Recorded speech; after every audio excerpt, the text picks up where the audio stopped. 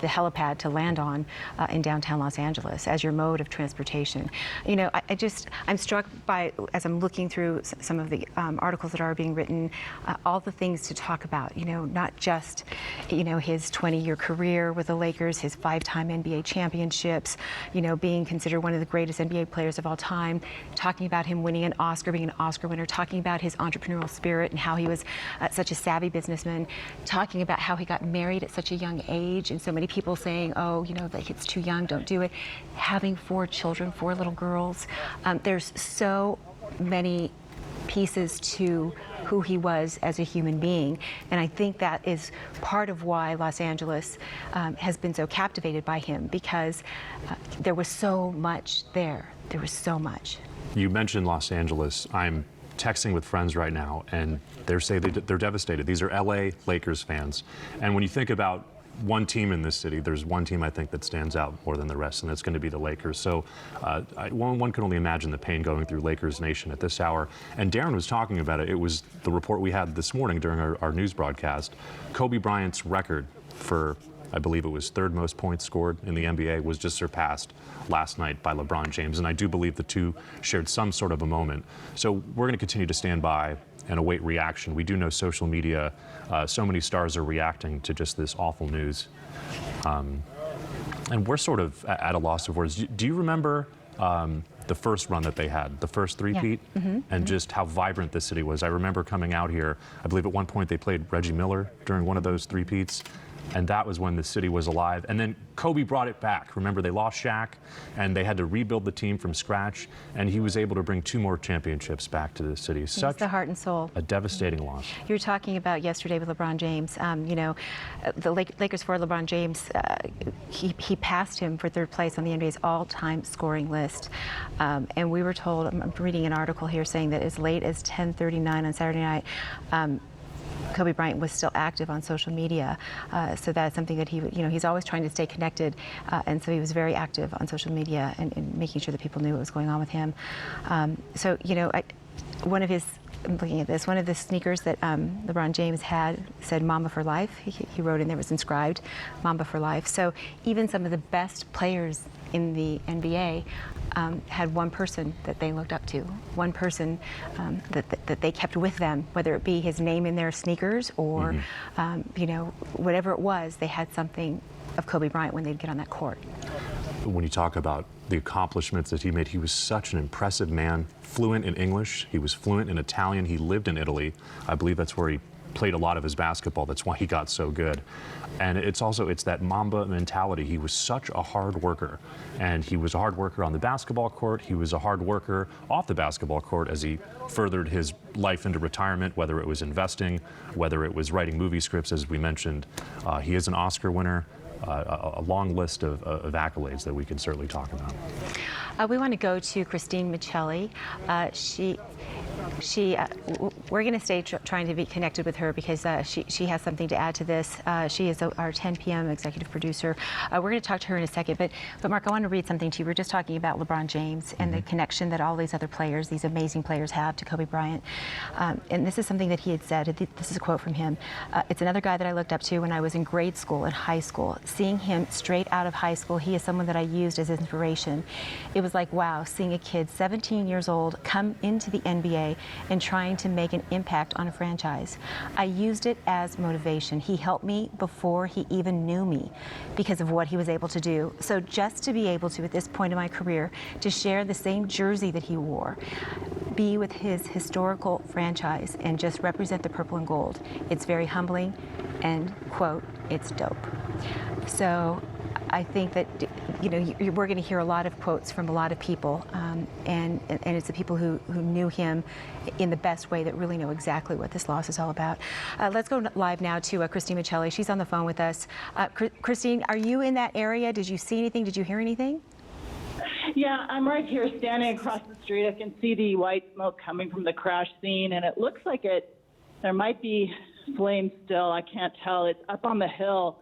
And I normally hike in that area, so I'm really familiar with it.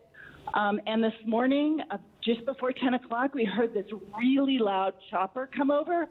But we hear them all the time because Lost Hills is right by our house.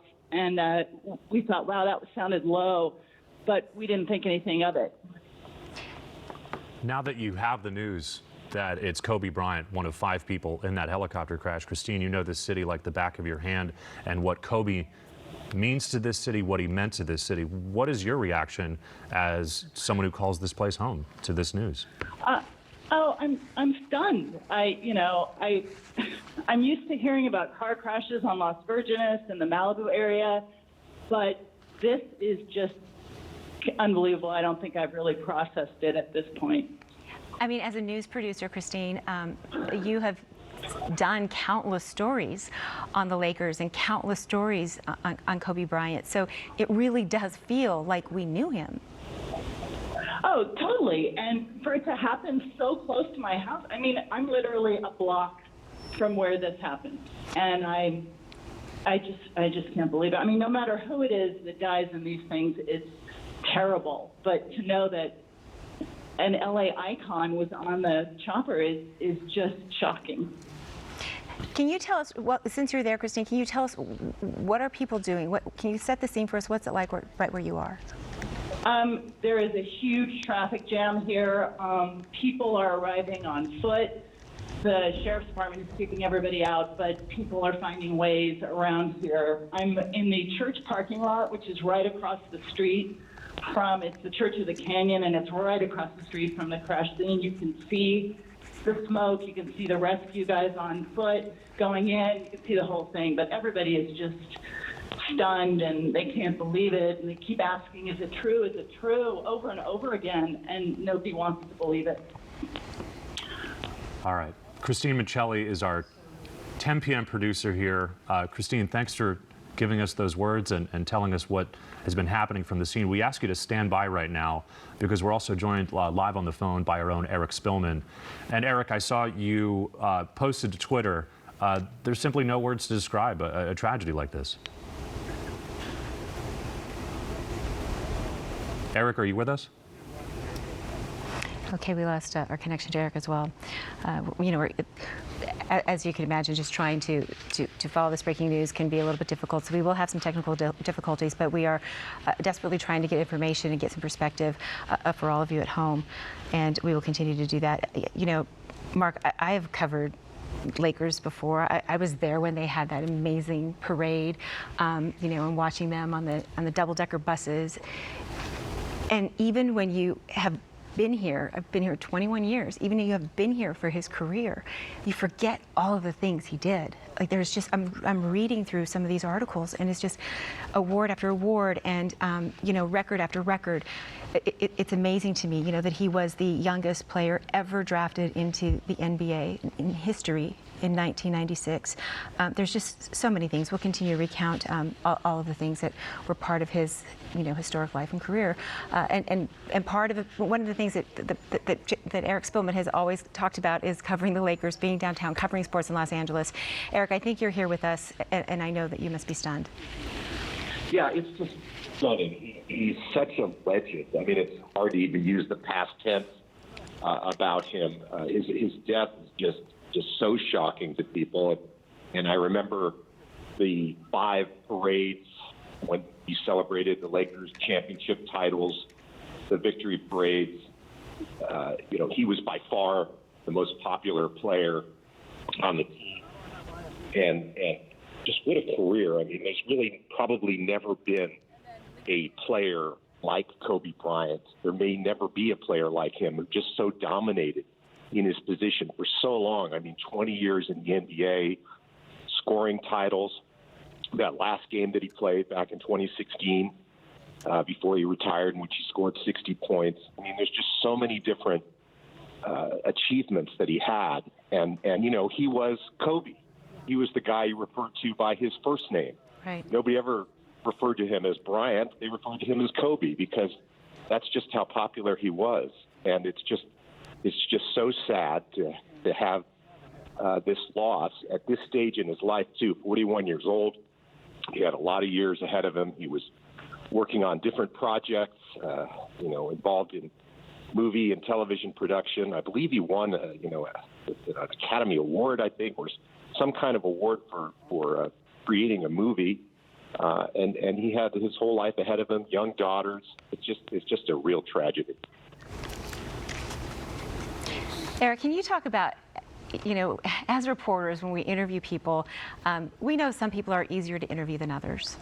And Kobe kind of had a way, if he was in a great mood, he could just captivate people, and he would have so much fun with reporters. And I think Darren talked about how smart he was. And if you weren't a smart reporter and interviewer, he kind of let you know.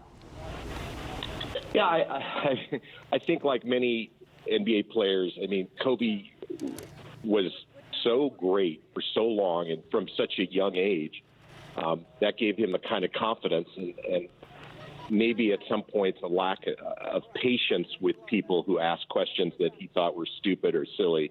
But there were times when he was very charming during interviews. Over the years, I didn't have a lot of one-on-one contact with him, but saw a lot of news conferences when he was clever, he was witty.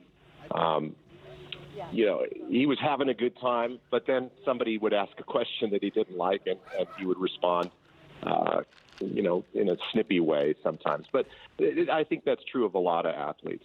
And what people will remember about Kobe is the tremendous impact he had here on everybody, even people who are not sports fans. I mean, as a sports fan, you could really appreciate what he did on the basketball court because it was truly monumental, and he did it at such a young age, and he just dominated the league for so long. I mean, as a sports fan, you just admire that. But even if you weren't a sports fan, he was Kobe. I mean, it was hard to describe the impact that he had. Everybody knows about him. Everybody loved him. And just to have this happen now in such a shocking way, it's just a difficult thing for people to deal with. Eric, you're famously a Clippers fan, but you could easily say that regardless of whether or not you rooted for him, you have to respect the basketball player. No, absolutely. No, I mean, and everybody, I grew up here in Los Angeles, so, everybody who's here over time is a Lakers fan too, and I certainly was. And you couldn't not admire just how he dominated the league for so many years. He was a fantastic player, and maybe the greatest player in the NBA. I mean, you could make people argue about that all the time, but it would be hard to think of anybody who did as much at such an early age and then for so long as Kobe Bryant. And Eric, who can't think about someone being in an office, you crumble up a piece of paper, you see a garbage bin, and what does everyone say? Kobe, right? He was just known. You make the shot, you're as great as Kobe. It was a phrase that I think people use all over this world. Would you agree? I would. And one of the things that I happen to be not far from, where this helicopter crash happened. And it's a foggy day, even now. I mean, the sun has cut through some of the clouds and the fog and the haze, but it's still, a day where you look outside and you'd say to yourself, why would anyone fly in a helicopter today? And I think there's a lot of questions over what happened. I'd like to know more of the details about, why they were flying on such a foggy day in an area where there are steep hillsides. Yeah, there's so many questions, Eric, certainly. But the fact that so many people knew that really was his mode of transportation. So when you hear this news, as bad as it is and as much as you don't want to believe it, you did know that was how he got back and forth from Orange County, back and forth from Newport Beach. And Eric, I think when this first broke on social media, and I was beginning to read about it, a lot of people just had a hard time accepting it. Is it confirmed by authorities? Are they sure? Has the family identified? People just didn't want to believe that it was true. It's so horrifying and so shocking. People looked at it, they looked at it on their phones, and they talked about it, but they just couldn't believe that it could have happened. They didn't want to believe that it happened. Yeah, absolutely. That's exactly how I felt. You don't want to believe it. well, you can hear it in your voice. You even mentioned your husband is a huge Lakers fan. Yeah. And he's at a loss of words as well. When our executive producer called us, I had the phone on speaker, so he heard it, and He reacted before I even understood. It didn't connect to me, but David immediately. You're just shocked. It really does take your breath away. It just really does. I'm looking through Twitter, and stay with us, Eric, if you have anything that you would add to this. But I'm looking through Twitter and I'm seeing so many different tweets from different people. A lot of people are talking about it. A lot of people, as Eric was mentioning, don't know if it's true, wanting to get confirmation that it's true. And people are just looking back at Kobe's social media. This person here, Randy Pritchard, says his last tweet is about showing respect to the player who just passed his career score tally. Let's all be more like Kobe. And this is what Kobe Bryant tweeted, just 16 hours ago, continuing to move the game forward. King James, much respect, my brother. So that's what he was known for. That, the people who looked up to him and who he had respect for had that kind of feeling. And then you've got people, Whoopi Goldberg, you have people, in the industry because he just won that Oscar. We told you about that for his short film that he had, and to see him win that Oscar was amazing. Whoopi Goldberg says, "Rest in peace, Kobe, hero to many, including my grandson, extraordinary athlete, and always kind to me and my family. My deepest condolences to his family." Kobe Bryant leaving behind his family. We have been told by sources, and it's been reported that his wife, Vanessa, was not on that helicopter. He does have 5 daughters. He was known to take one of his oldest daughters to games, and we don't know if she was on board, but certainly that's the terrible fear for a lot of people. His 4 daughters, Gianna, Natalia, Bianca, and he and Vanessa just had a baby last June. Her name is Capri. I feel like I've watched them grow up. I've watched them get bigger and bigger every time they would take a shot into the crowd and show the audience and show them how they keep getting bigger and bigger. And so it's awful to hear about it. And Eric, in terms of watching Kobe grow up, this is something that you got to do. Lynette got to do. He was drafted when he was 17. He started playing when he was 18. And you got to see so many stages of his personal and his professional life live on television. Right. I mean, and I think for me, it'll always be about those victory parades that happened after the Lakers won their 5 NBA titles. Seeing the whole city come together.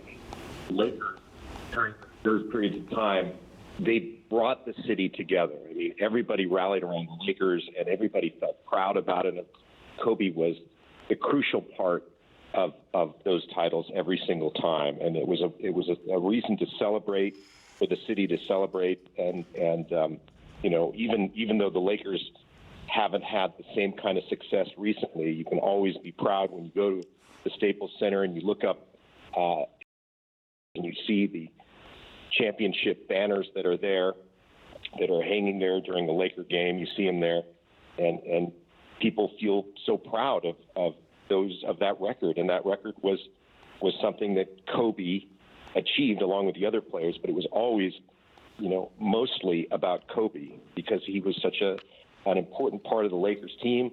When he was number 8, and when he changed his number to number 24, I'm sure that those jerseys, number 8, number 24. To this day, those Laker jerseys are the top-selling NBA jerseys that you can find. I mean, everybody wears them. And that was just a testament to his tremendous achievements as a player. Eric, when you think about their championship runs, they had the first three-peat, and then they had a little bit of a break. Shaq left, and then they came back for that second run where they were able to grab 2 championships. Which one do you think I would say it was the second run that sort of solidified him as the true leader of that team. Can you talk about which one you think was more impactful?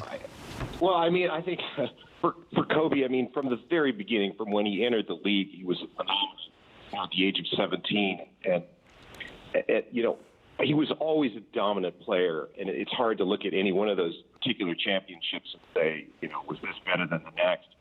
I just remember the wonderful parades that the city put on. They'd go down Figueroa. The team would be riding on the top of a double-decker bus, and they'd be up there waving at the fans along both sides of the street. And everybody was most excited to see Kobe up there. Yeah, he was always the most popular player. on the team. It was electric. Eric Spillman, thank you so much for giving us your thoughts on this very important day. So we appreciate you taking the time. We're going to go live now to Sam Rubin. He is covering the Grammys. He's there. Sam, I know he's at Staples Center. I know that you've been stunned by this news as well, and people are already, a lot of the people in the industry, stars and celebrities, are talking about this. What are you hearing there? It's a really extraordinary circumstance, Mark and Lynette. Here we are at LA Live Plaza in the shadow of Staples Center, and what you were supposed to be seeing, people such as myself in tuxedos covering the Grammy Awards, what you're seeing is a gathering memorial, a spontaneous gathering of Laker fans. We talked to a few of them who said they just didn't know where else to go. The proximity directly to Staples is impeded by all the security surrounding the Grammys, so you're going to have an extraordinarily unusual circumstance. This gathering is only going to grow. More and more people who love Kobe so much, and as one fan said, they just didn't know where else to go, are going to come here at Staples. And of course, the Grammys are taking place at Staples. One big question tonight: what will the Grammys do? I imagine they will have to salute Kobe Bryant in some extraordinary way. Of course, the Staples Center, the building where Kobe established himself as this Lakers superstar, and of course, the home of the Grammys tonight. We're going to be here throughout the course of the afternoon. We'll check back with you in a little bit, but in the meantime, just this gathering memorial here at the LA Live Plaza. That fence normally wouldn't be there. It's there because of the Grammy Awards, but these fans are gathering, and I think more and more will. People want to express their feelings about Kobe Bryant and this absolutely shocking news. We'll go back to the two of you now in Hollywood. Sam, if we can hold you for just one more second, because we've been speaking about his athletic accomplishments, but you know very well that Kobe was breaking into the entertainment industry, and in fact, he was very much there. Can you talk about his transition from the court to essentially the silver screen, if you will? Very briefly, Mark, yes, he was an Oscar winner. Dear Basketball, an animated film based on an original idea of Kobe's, received an Academy Award. He wanted to do more production work. He was in the process of involving himself in that. Right now, though, I think people are thinking about Kobe Bryant, the basketball player, the Angelino, his love of all things of Southern California. We're going to go here now, but we'll check back with you in a little bit. Sam, we appreciate you taking the time to talk to us, and we'll stay in touch with you while you're there at the Staples Center.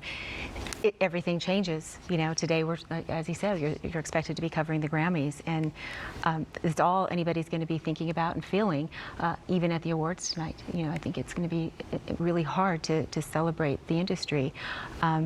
It's going to be a very difficult night for them to be celebrating music when we've lost. And the music entertainment industry very much mixes in with the NBA. Well, he was known to kind of hang out with the cool kids. Right. Like, he was known to, even before he won a Grammy, if you would look at the people that he was having dinner with, or people that, the paparazzi would see him, getting out of a, really nice Rolls Royce, they were entertainers, they were actors, they were movers and shakers in the industry. And so this, his presence in so many different circles is very influential. But again, as I'm going through Twitter and I'm seeing just regular people who are absolutely broken hearing this. That, they never met him.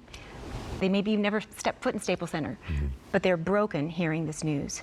Do you remember when he was in high school, he took Mandy to the prom? She was one of those R&B singers, I believe, Right. but he was so popular that he was able to grab one of the biggest singers in the world, and that was his prom date in high school. So as you mentioned, as we were talking about, almost definitely something will happen at the Grammys tonight where they're going to pay respect to him, and one can only imagine the memorial that's growing outside of Staples Center. We continue to talk with the people who've covered the Lakers, who've covered Staples Center, who have covered Kobe. Among them is our own Wendy Birch. And Wendy joins us right now. And Wendy, we know you're a huge sports fan. Can you just give us your reaction initially when you found out the news? I'm heartbroken because I consider Kobe, he was a friend. I knew Kobe kind of on a personal level. I mean, I'm not going to overstate it. It wasn't like I was, hanging out with him and his wife, Vanessa, although she and I had a number of, nice, pleasant conversations over the years. But I have to say, as a reporter and as someone who has been in this town, of course, Kobe is just intertwined with Los Angeles. I mean, it sort of goes hand in hand. But I think my experiences with Kobe have been very unique. The first time that I really covered Kobe, because again, I wasn't a sports reporter, but a news reporter, was back in 2004. At the time, I was working at KABC, and I was assigned to actually travel to Colorado for Kobe's trial. At the time, he was accused of rape. We know the outcome of that trial. But nonetheless, I really saw Kobe at what I would consider that he would characterize as the lowest point of his professional and personal life.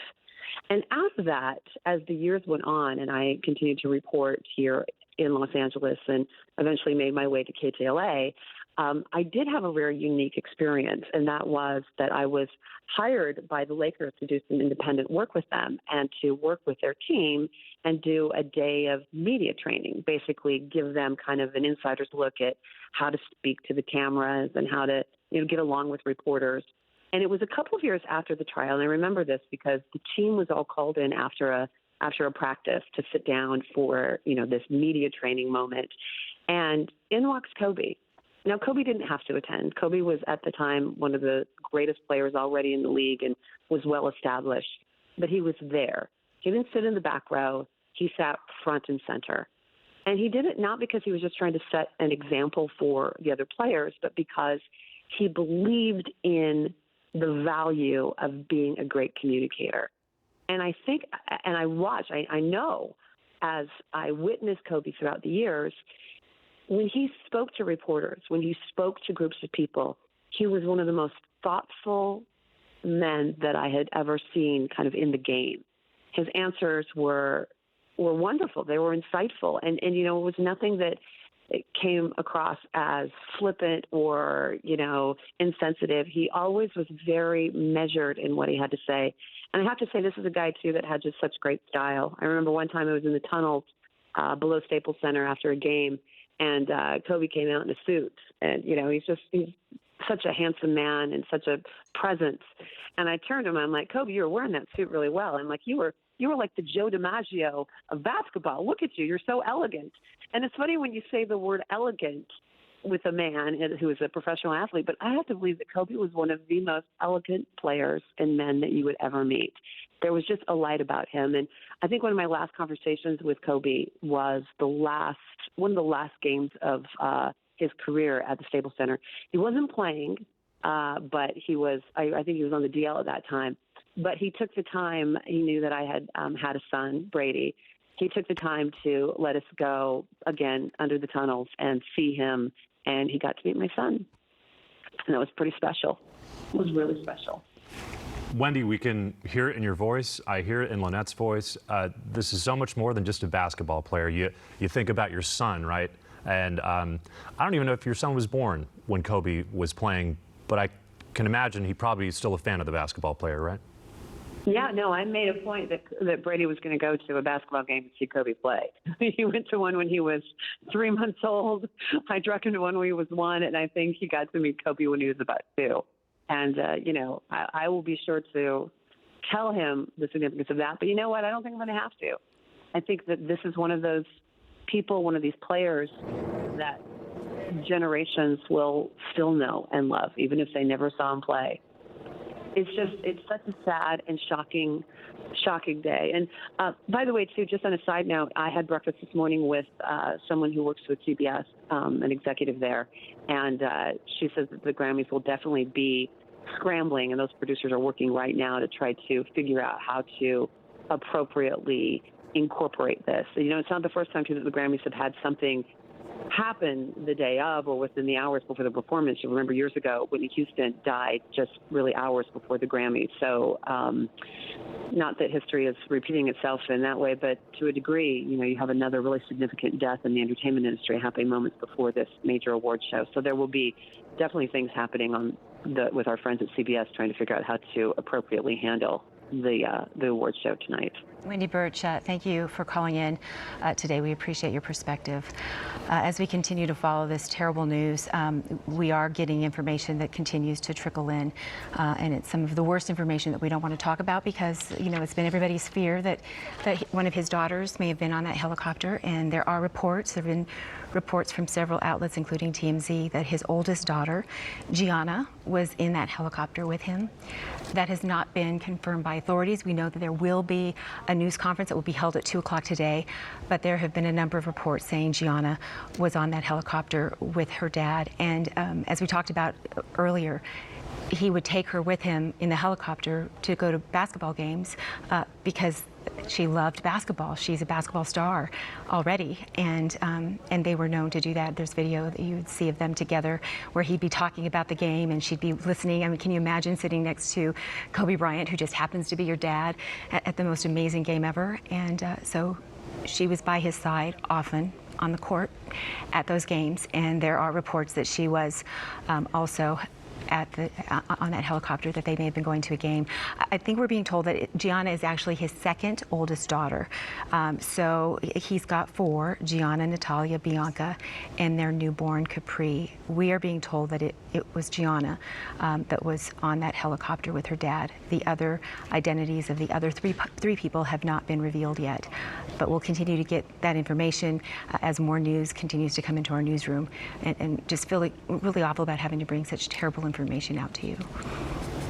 I do believe, and if you can correct me if I'm wrong, that was the daughter that he recently took to the Lakers game, and he went viral for essentially teaching her the Mamba mentality. This is how you plan the game, this is how you play it, and you just knew that she was a piece of him. She was picking up everything that she was saying, and it breaks my heart just picturing that image in my head. I'm seeing it over and over again. Right. Absolutely. And you could see that she was mesmerized by him and what he was telling her. She was listening to every single word that he had to say, and many people saw that. The cameras always captured him and Vanessa courtside, captured him with his family. They were everything. So it's not surprising that his daughter is a superstar and loved basketball. We're going to go live now to an eyewitness who saw exactly what happened. Can you introduce yourself and tell us what you saw, sir? I think we've lost. Did you hear them? There you go. Hello there. This is Lynette and Mark from KTLA. You saw what happened. Can you tell us what you saw? I don't hear anything. I hear it now. What did you see? Huh? What did you see? Tell me what you saw.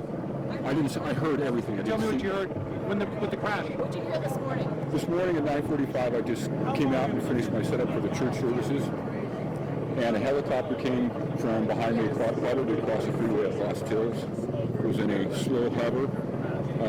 The cloud deck was very low, probably 300 or 400 feet above ground level. The helicopter slowed down. I could hear it directly above me, looking straight up, but I couldn't see it. So it was probably moving maybe 5 knots, searching around, maybe trying to spot a landing. I listened to it and went directly east over the Las Virgenes Water District, and 15 to 20 seconds later I heard an impact, crunching fiberglass, and the rotors just immediately stopped within a half a second. As we were talking about Kobe and his second oldest daughter, and we don't know these people, obviously, but you see them so much, and they share so much of their lives with us on social media, so you feel like you know them, and one really does have to think about his wife, Vanessa. Right. We were just talking about her this morning on an unrelated topic, but she has 4 beautiful children, and she had to live a very public life being married to Kobe Bryant. We know there was a point where their marriage almost ended, but in life, as it goes, there are difficult situations, and she was able to forgive, and they really are such a beautiful family. So one has to think of the terror that is going through her life at this hour, not only losing the man who she loves, the father of her children, but again, those reports right now that possibly his second oldest daughter was in that helicopter with him when it went down. His oldest daughter is Natalia. I believe she's 17 years old. Gianna is 13 years old. And then Bianca and Capri. If we could take the iPad here on the desk, I want to read to you the statement from Mayor Eric Garcetti. I'm going to read you just a little bit of it, but he says, Kobe Bryant was a giant who inspired, amazed, and thrilled people everywhere with his incomparable skill on the court, and awed us with his intellect and humility as a father, a husband, creative genius, and ambassador for the game that he loved. He will live forever in the heart of Los Angeles and will be remembered through the ages as one of our greatest heroes. This is a moment that leaves us struggling to find words that express the magnitude of shock and sorrow we are all feeling right now. And I am keeping Kobe's entire family in my prayers at this time of unimaginable an unimaginable grief from Mayor Eric Garcetti. Are we able to take the other iPad? Is that possible? What we've been doing, at least over the course of, since we got the news, is I've been on social media, and celebrities, in addition to everyone reacting to Kobe's news, are expressing their thoughts and their gratitude to Kobe Bryant. Justin Bieber posting this to Instagram a short time ago. He writes, "It can't be. You always encouraged me, Mamba." Mamba is what Kobe was known as, the Mamba mentality, as we say. "Gave me some of the best quotes that we smile about to this day. Love you, man." This right here from actor Rob Lowe. He writes, "There are no words today." That's a picture of Rob, obviously, and his son with Kobe at a Dodgers game. It shows how involved Kobe was in the community. This right here from Snoop Dogg. Snoop is obviously a huge basketball fan, a huge Lakers fan. He wrote, "My heart is broken, sending prayers to Vanessa and the kids." And he also wrote, "There will never be another." And he wrote 24 and 8. It's difficult to see it because of our graphic right there, but obviously 24/8 in reference to the two numbers that he wore while representing the purple and gold. And you just mentioned Mayor Eric Garcetti, the message he sent out. There's the tweet right there. And you can see the photo that he posted. The comments are going to continue to come in, not only from people here, but also athletes as well. Yeah, it's amazing to see how quickly people really want to get out there because they know what he meant to people. And I'm compelled to scroll through Twitter and Instagram to see what people are saying. Brett Favre saying incredibly sad news about Kobe Bryant, prayers and condolences to his family. This is from Brett Favre. Again, there's so many. We'll continue to show them and let you know exactly what's happening. We're hearing from so many people. TMZ has been reporting from the beginning on this, and a lot of other outlets have been reporting. We do know that there were 5 people on that helicopter. It was Kobe's personal helicopter that he used for transportation from Newport Beach to wherever he was going. We have not gotten any official word. They have not held a news conference yet. That's going to happen in about an hour at the scene. But there have been many reports, obviously, that are confirming that Kobe was on board. There are new reports that his daughter Gianna was on board. No reports of who the other 3 people are. But that news is going to come out, and I think that's kind of what everybody's holding their breath about, not knowing who those other 3 people were. All 5 people on board that helicopter died. We do have 2 images that we're bringing you, of course, but on the left right there is what's left of the wreck that happened. So if you are just joining us, this all started close to about 10 o'clock this morning. It was in Malibu, close to the Calabasas area. So you know this area. It's Highway 101. You take the Las Virgenes exit. If you're someone that's moving southbound, you take a right. If you're moving northbound, you take a left, and that'll send you up Las Virgenes, right at Willow Glen. So if you're familiar with this area, you know it's near areas like Wright Middle School, and there's a popular dog park. But again, 5 people were inside getting reports that they were headed to some sort of a basketball academy. Right. There are reports that they were going to the Mamba Academy, right. Which and she had basketball practice at the academy, which is in nearby Thousand Oaks, And you know, if you follow the family, you do know that he would call affectionately Gianna, he would call her Gigi. She was the daughter known as Gigi, and she was often by his side. So she was going to the academy. That's, you know, if you can go to your dad's Mamba Academy, you're very lucky to be there. And she took pride in sitting next to her dad at these games and being by his side as much as possible. And that's what they were doing today. We also continue to stand by, obviously, awaiting word from the Bus family, Jeannie Buss, the owner of the Lakers. They're obviously devastated by this news, so we continue to stand by and see how it is that they're going to speak to Laker Nation. In addition to that, curious to see what Magic Johnson has to say. And also LeBron James. It was a big night. It was a historic night in the NBA last night. LeBron James last night just passed Kobe Bryant to become the 3rd highest scoring NBA player of all time.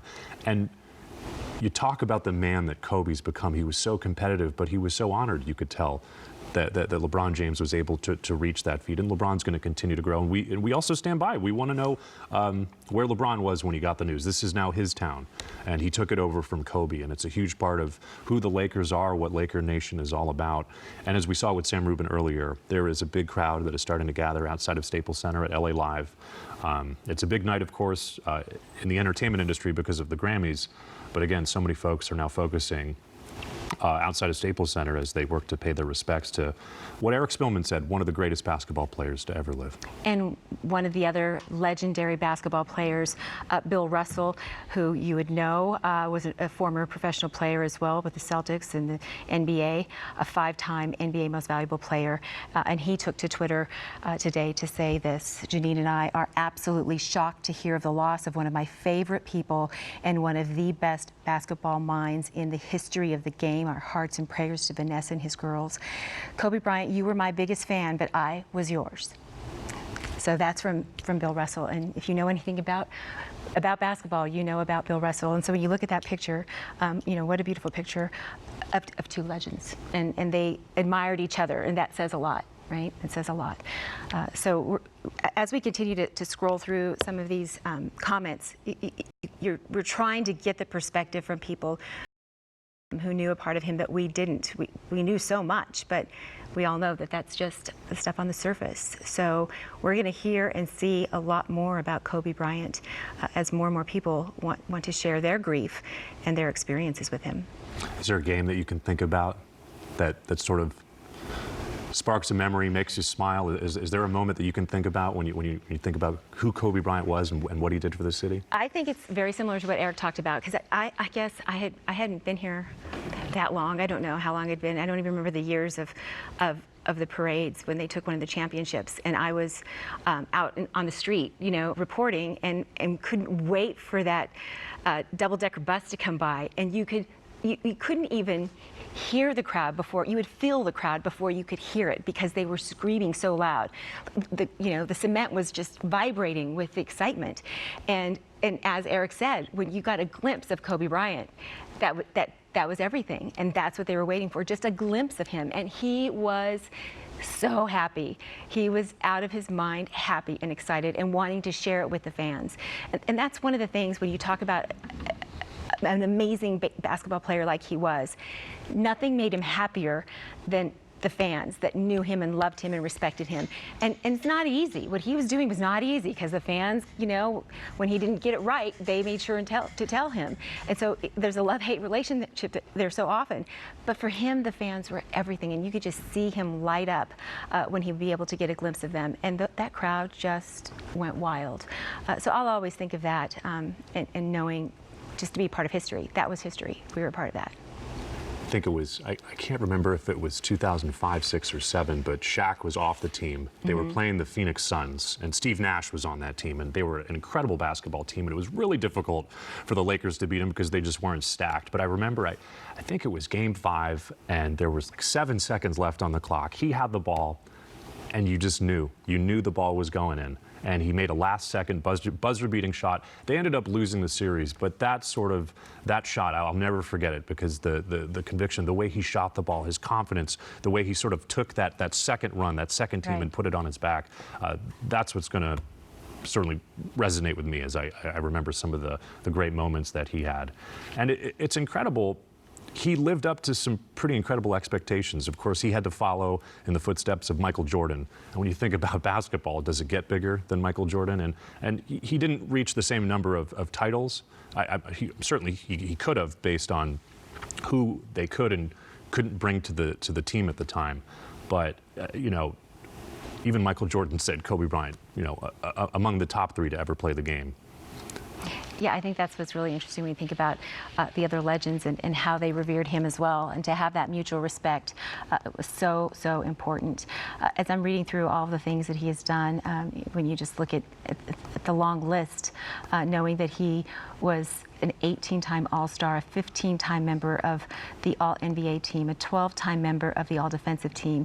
He was the NBA's most valuable player in 2008, regarded as one of the greatest in basketball of all time. He led the NBA in scoring during 2 seasons, ranks 4th on the league's all-time regular season scoring. I mean, the list just goes on and on and on. Being the youngest ever drafted, he played his entire career in Los Angeles, and that's why when you think about LA basketball, you think about Kobe Bryant. There's no separating that. And to know that we've watched him grow up.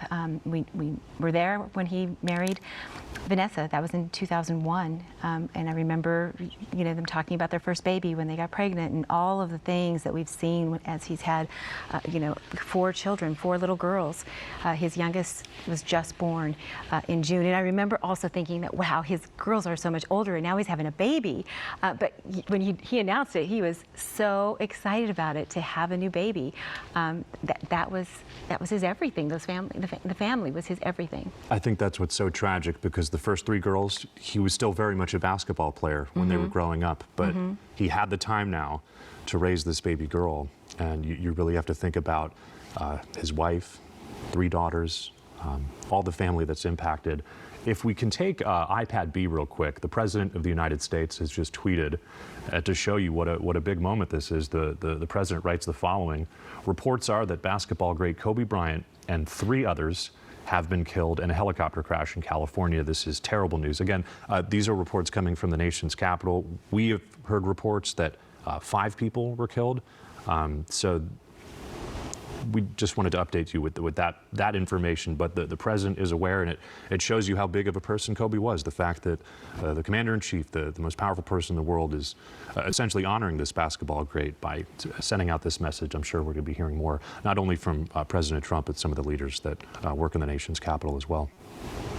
What about you, Mark? Do you have any memories of reporting on him or the Lakers or fans? Oftentimes we're sent to talk to fans, and boy, fans have a lot of things to say about Kobe Bryant. I think it's the respect that you were talking about. Kobe Bryant went to a Lakers game the other week, and I saw the video, and when he walked onto the court, it wasn't center court, but he walked along the side. I think him and LeBron James had a handshake.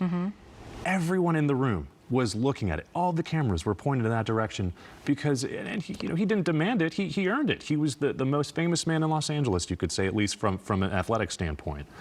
I also did not grow up a Lakers fan. I didn't understand who Kobe was. I didn't know about Mamba mentality until I met Lakers fans, and they said he's the greatest player ever. I said, oh, he's not the greatest player ever. But when you saw what he did when Shaq left to rebuild that team, I think he showcased it. He has the evidence to show you. He did what was necessary, not only to bring 1 championship back to the city, but he did so twice. That was after that historic team brought 3 straight championships to this city. We want to recap what we do know about what happened here if you're just joining us. It's just after 1 o'clock on Sunday morning. We got news of this helicopter crash just after 10 o'clock this morning, and it has now been confirmed that Kobe Bryant was with, we believe, 4 other people in his private helicopter when it crashed. We also know that a fire broke out on that hillside. There was a tremendous emergency response with first responders on scene, and they were able to pretty much immediately confirm that no one on board survived that crash. We have heard reports and been told by a number of different sources that Vanessa, his wife, was not among those on board.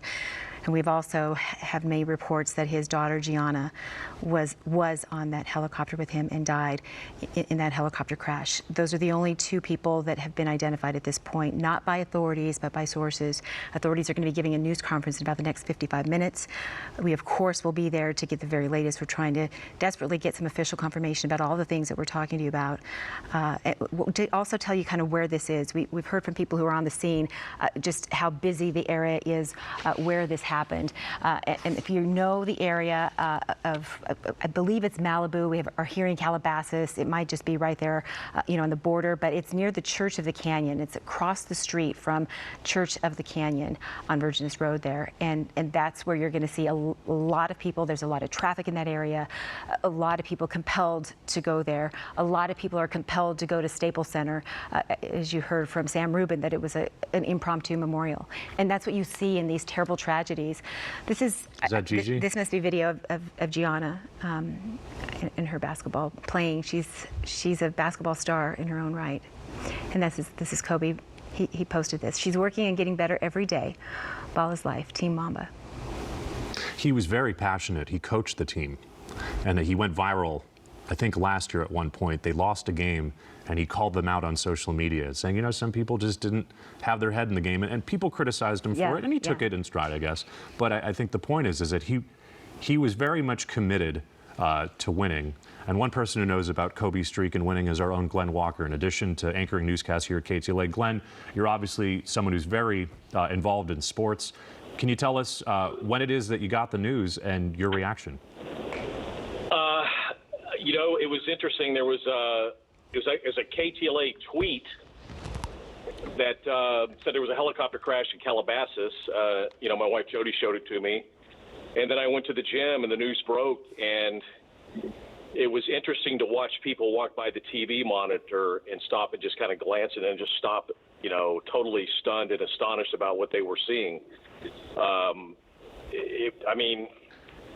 There's been a lot of great athletes that have come through Los Angeles, but, he's one of the iconic figures one of the all-time greats. And to die tragically today at 41 years old, it's just way too soon for someone like that. Glenn, you've worked in Los Angeles, you've worked in New York, you've worked in some major sports markets. Can you think of an athlete that has had more of an impact on the city that he lived in, the city that he played in, than Kobe Bryant? Well, I think somebody like Michael Jordan comes to mind, which Chicago's the number 3 market. This is the number 2 market. But what separates Los Angeles and New York City from other markets is the sports dollar and the interest in so many teams is spread so far and wide. I mean, in this town, we've got 2 of everything, 2 NFL teams, 2 Major League teams, 2 NBA teams. Now we even have 2 soccer teams. We have 2 hockey teams. In the Los Angeles market, of course, I'm including, Orange County, the Angels and the Ducks. So it's hard for an athlete to break through and become an iconic figure like, look back, Sandy Koufax of the Dodgers, Jerry West of the Lakers, Magic Johnson, Marcus Allen of the Raiders when the Raiders were the Los Angeles Raiders. There's so much competition for the fans' interest and the dollars to go see a game that it's tough to break through. When they do break through, they become superstars because this is the entertainment capital of the world, and a lot of them, like Magic Johnson or Kobe Bryant, become international figures. And that's exactly what he did, and he did that by winning 5 NBA championships with the Lakers, and that's the type of resume that puts him above the rest. So I would say at this point, he, in my mind, is probably the most iconic sports figure to ever come through Los Angeles, and that says a lot because there's been a lot of great legends. Well, and when you say that, Glenn, it really rings true because we're hearing from those legends. Those very legends are saying Kobe was one of the greatest of all time. So when you have that kind of respect all the way around from the top all the way down, that shows you the presence you have made and the lasting legacy that you've lived. And that's really what it's about. We've been hearing that. We're waiting for a news conference from Kobe's high school. I just wanted to tell you a little bit about that. So he was born in Philadelphia, and he, as you know, he was drafted right out of high school, the youngest ever to be drafted in the NBA. And he went to Lower Merion High School in Ardmore. Now, he's such a superstar here. Can you imagine what it was like going to high school with Kobe Bryant? He was a superstar there. He played on the basketball team, of course, as a freshman, on the varsity basketball team as a freshman. He was the first freshman in decades to start for Lower Merion's varsity team. So he established such a presence there, and he was so known there and then became known all over the country. During his junior year, he averaged 31 points, 10 rebounds, and 5 assists, and he was also named Pennsylvania Player of the Year. So that's a little bit about his high school. They are going to be holding a news conference, Lower Merion High School in Philadelphia. When that happens, we, of course, will go there live and bring you that. Other things that are happening today. We heard from Sam Rubin earlier. He is outside of Staples Center because that's where the Grammys are going to be tonight. And there is an impromptu memorial happening there. People, as we said, are compelled to go to Staples Center to be together, to pay their respects. You're going to see flowers, you're going to see candles, you're going to see notes where people are going to try to reach out because so many people are desperate to find something to do, some way to honor him. Glenn, if you're still with us, we were talking about some of the memories that come to mind when you think about Kobe Bryant. Maybe it was something he said or a shot that he made. And as someone like yourself who covers sports so well, is there a moment, is there a shot that comes to mind? Maybe that assist that he gave to Shaq when he slam dunked it? Go for it. I think to me the biggest moment that I remember is when he won that first NBA title without Shaq. He won 3 with Shaq, and then there was kind of a parting of the ways. Shaq goes to Miami and wins the title. kind of proving his point. But then Kobe one-ups him by winning 2 titles when he was the man instead of Shaq. And there's a story I heard a long time ago when they started to have differences with each other. Someone I know knew someone that worked for the Lakers, and I'm not going to say who it is because people could probably figure it out. But he said, what is the deal with those two? And he said, all I can tell you is this, and this is nothing to slam Shaq, but he said when practice is over, he says one of them goes home or whatever. The other one stays behind and grabs probably a dozen folding chairs and places them on different places on the court. And he goes and starts shooting behind each one of those folding chairs and doesn't leave until he makes a shot from every one of them. Just some of the commitment to winning, the type of game that he played. Glenn Walker. Glenn, thanks so much for your thoughts and for the information that you just brought us. We're going to go back now to Sam Rubin. He is live outside of Staples Center. Sam, you were there for the Grammys, and everything has changed.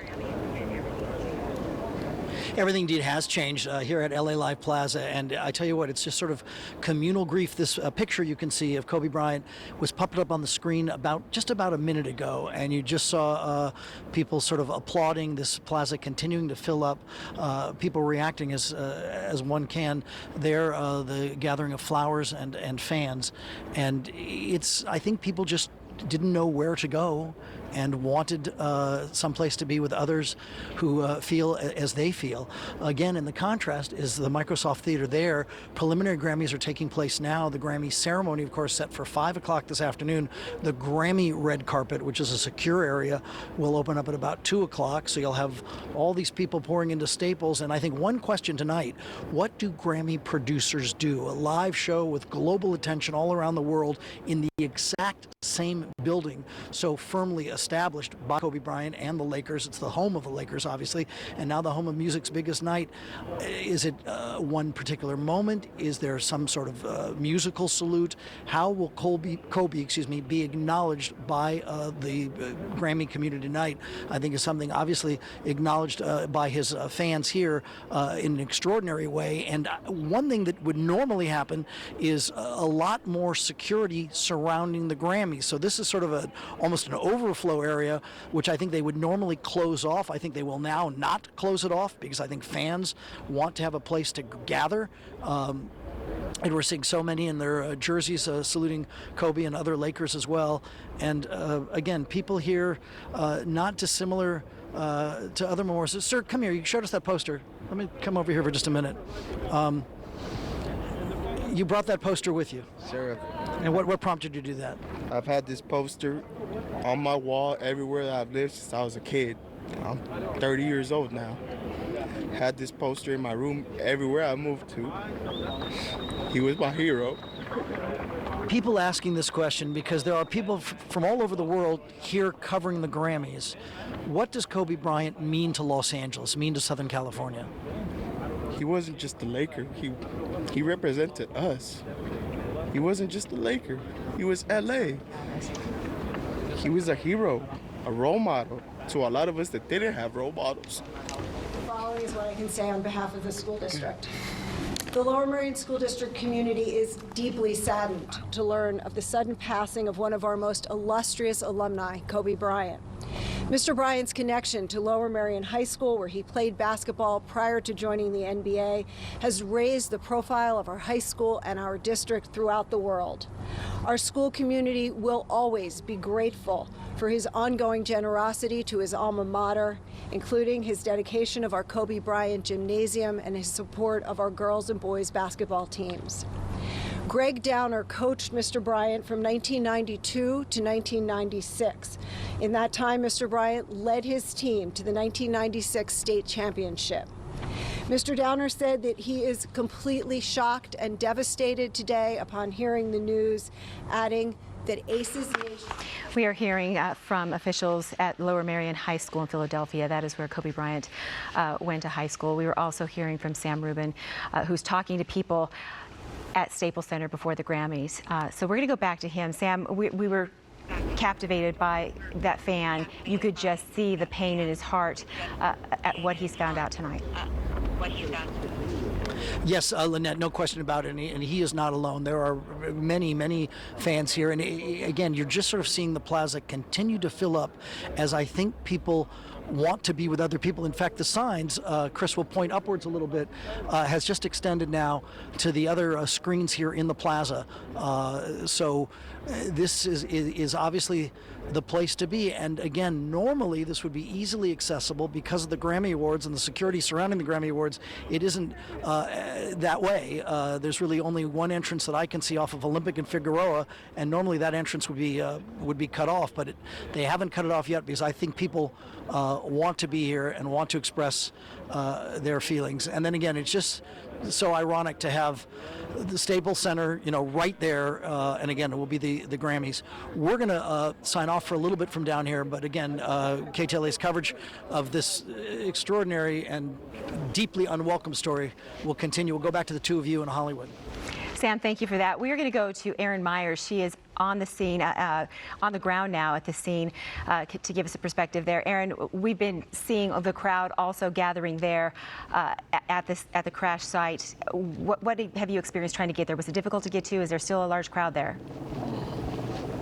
There's a huge crowd here. We're on Las Virgenes, and you can see people out here. This is very close to the crash site, Las Virgenes Road and Willow Glen Street, and then the helicopter actually crashed in the mountains above there, the hillside, and you can see the smoke. But there are residents out here, fans out here, and then over on Lost Hills as well. There are just cars lining the street. So much traffic as people try to make way out here to pay their respects to Kobe Bryant. Our hearing reports also that he lost a daughter, a 13-year-old. TMZ first reported that. But I do have some residents and fans out here. Everybody in shock today. I'm here with Rose, Brad, and Ali. They all live in this area. Now, what you guys said you heard this morning. And how shocked are you now to hear this news? Well, we really thought it was a joke. My son sent my husband a text saying that he had passed, and we just thought that he was playing a prank. And then when I drove by here prior to all of this, I could see smoke on the hill, and I thought that it was just a fire. But I knew something really bad because all the media was out here, and our hearts are breaking. For her, for the family, for the mom, it's just heartbreaking. It just makes me want to cry, truly. I know your husband, Brad, you're a huge Kobe Bryant fan. Talk to us a little bit about him, what you loved about him so much. Well, actually, my kids' first words when they were able to talk was Kobe and Shaq. And I taught him Kobe, Shaq, Fisher. I taught him the starting lineup for the Lakers. So we watched him every 20 years straight, every Friday night. He was just part of my life. So he's going to be, I'm still in shock. And the talent he had, I mean, describe that. I mean, you don't see people with that kind of talent, I mean, and who are so great at what they do. Yeah, it's that combined with the worth ethic, I don't think we'll ever see it again. It's just unheard of. And then Ali over here too, behind me, you live here, also a huge Kobe fan. How are you feeling right now when you heard this news? It's a terrible day for the NBA. Craziest thing is it happened the day after LeBron passed his Kobe's record. So it's very insane, surreal, and it's funny enough he died on a Sunday. He was God. He was the GOAT. So, I had to come pay my respects once we heard about it. Yeah, you came out here and you see this outpouring for him. What does that mean as a fan to see so many people here and just, I mean, everybody's just standing here and they've been here for hours. It lets you know that Kobe had a real effect on everybody, and everyone respects Kobe. And no disrespect, but he went out on the top now. He already went out on top, but now just to see the love that he's getting, it's what he deserves. And then I know I'm hearing you were one of the first people out here, actually.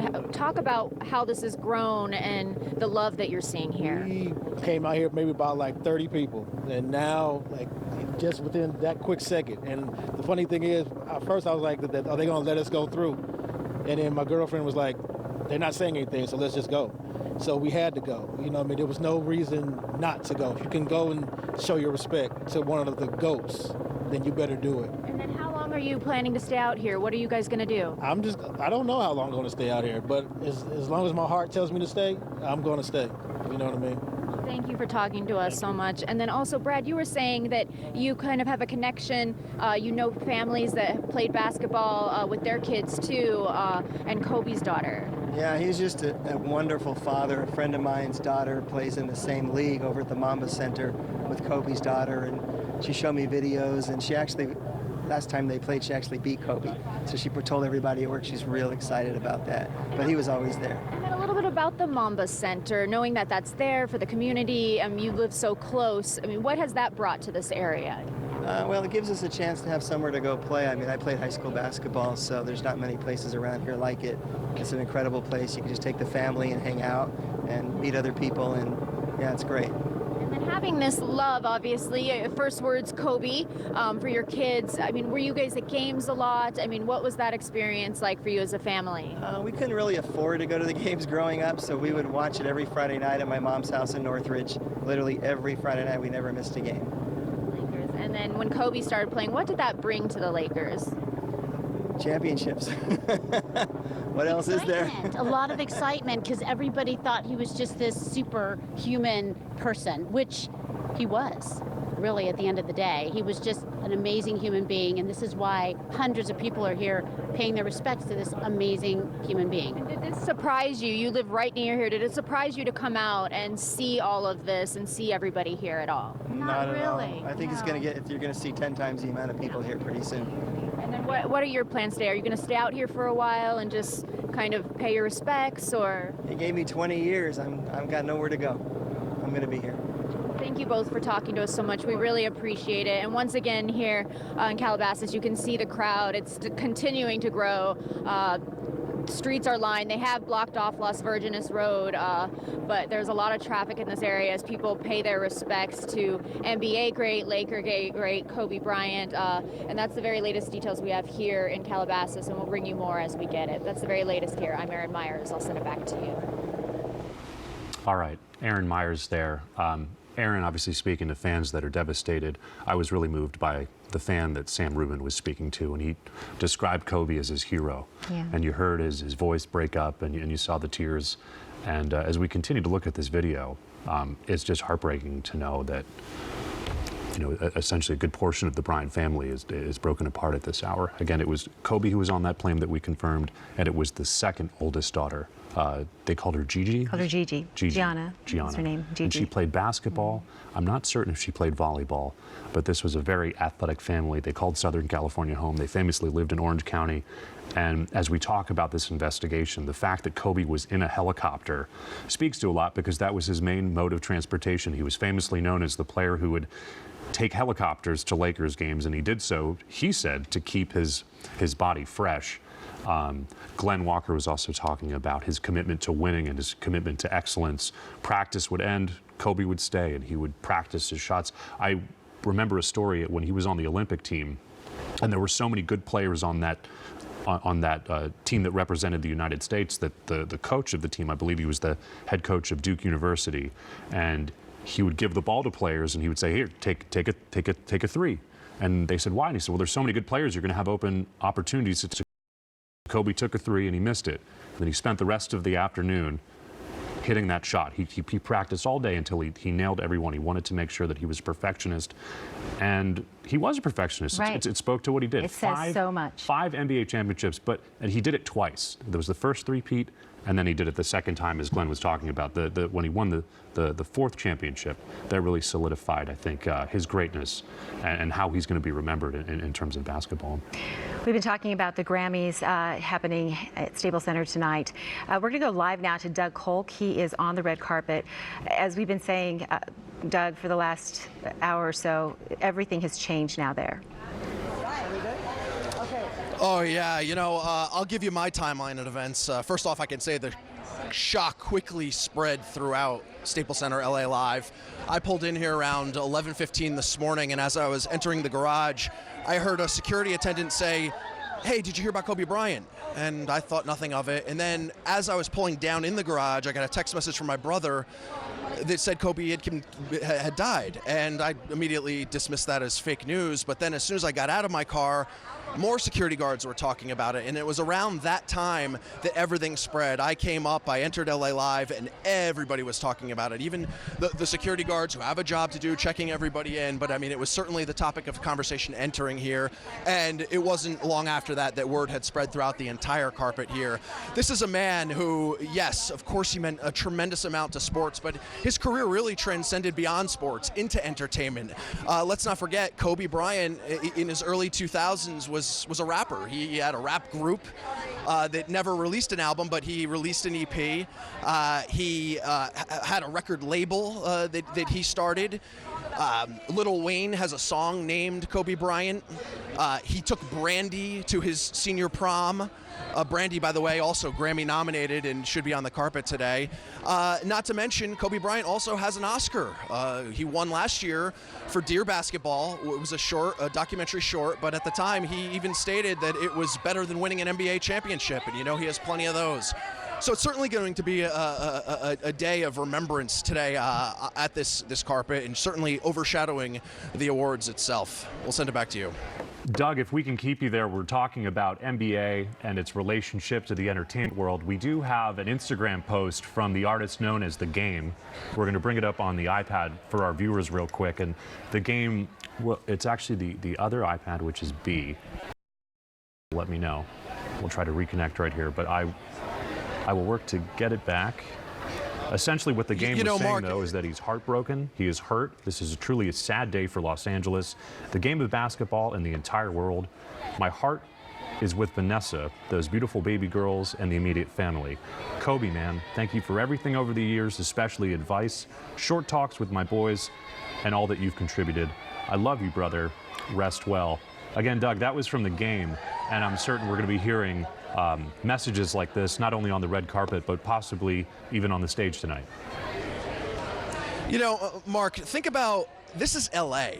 You know, a Laker game courtside is the mecca for anybody in entertainment. Think about for the 20 years that Kobe Bryant was here, and how he and when he played on the court, and how many celebrities sat courtside, how many people he was familiar with after he shot hit a bucket would go over and celebrate with him. I mean, people shared that enthusiasm with him.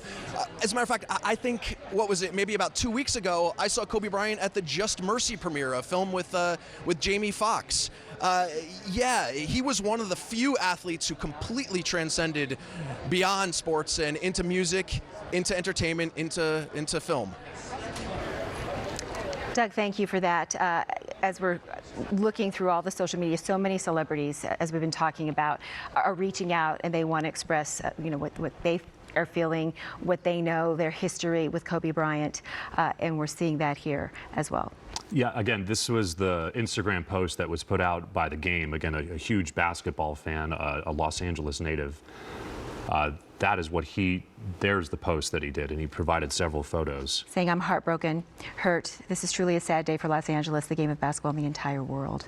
And it absolutely is. We've heard from DJ Khaled. He also posted saying, rest in peace, Kobe. This is heartbreaking, unbelievable. You know, these are people that you'd see Kobe hanging out with.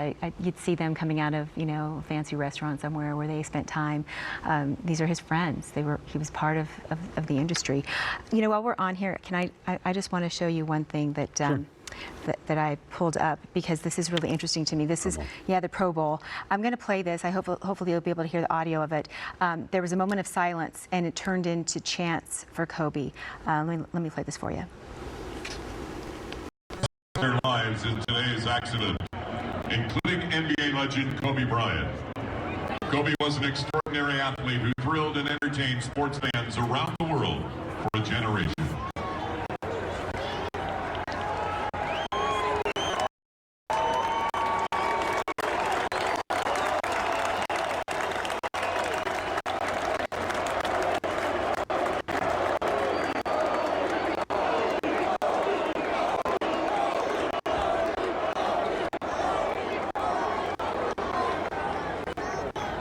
Thank you. So you can really see how an entire stadium full of people can't stop themselves from chanting his name. It's not just there. The Spurs are playing the Raptors right now, and they started the game with a 24-second violation. And 24 is the number that Kobe wore. And so they're paying their respects to him there. We also talked about how Kobe is an Oscar winner. and the Academy is speaking out right now. They just posted that to Instagram, and they provided a caption. You have part of it right there, yeah? They doubted a kid could make it in the NBA, and he proved them wrong. They doubted he could win a championship, and he proved them wrong. They doubted he could make movies, and he won an Oscar. Like all great artists, Kobe Bryant proved the doubters wrong. Rest in peace. That's coming from the Academy. And do you remember the picture of him when he was kissing the Oscar? I do. He was so happy, saying that this was the biggest honor he could get. After winning 5 championships and all the other accolades that he won on the court, an Oscar was pretty amazing for him, and you can see why. Dear Basketball, that's what. Dear Basketball, that was the name. That was the name of it. Mm-hmm. And he did the voiceover for it as well. It's interesting when you talk about how he was able to turn his life around, though, because he did have some controversy in his life involving his personal relationships. And when you think about who Kobe is now, in fact, we could even speak to someone who knows very well. Frank Buckley joins us live on the phone. Frank, I thought about you because I remember when you got the chance to sit down with Kobe for Frank Buckley Interviews podcast and also the show that airs here. I was very jealous of you because, my goodness, who doesn't want the chance to sit down to speak with arguably the greatest basketball player of all time? Well, it was one of those moments, Mark, sitting down across from Kobe. And, you got to keep your focus. But, as a huge, lifelong Lakers fan, to sit with someone like Kobe Bryant was, I was a little starstruck. But, we focused and talked about what he was up to. And the occasion was the opening of the Mamba Academy.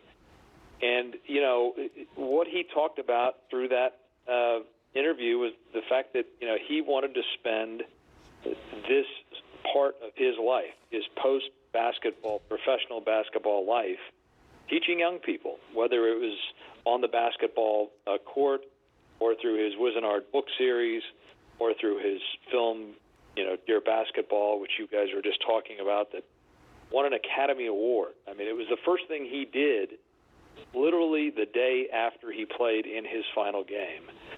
He talked to me about the next morning. He got up, had a conference call with the folks who were putting that film together, and they started moving forward immediately. And, that's the kind of guy he was. I'm not going to say that I was his friend or knew him personally. I sat with him for that one interview.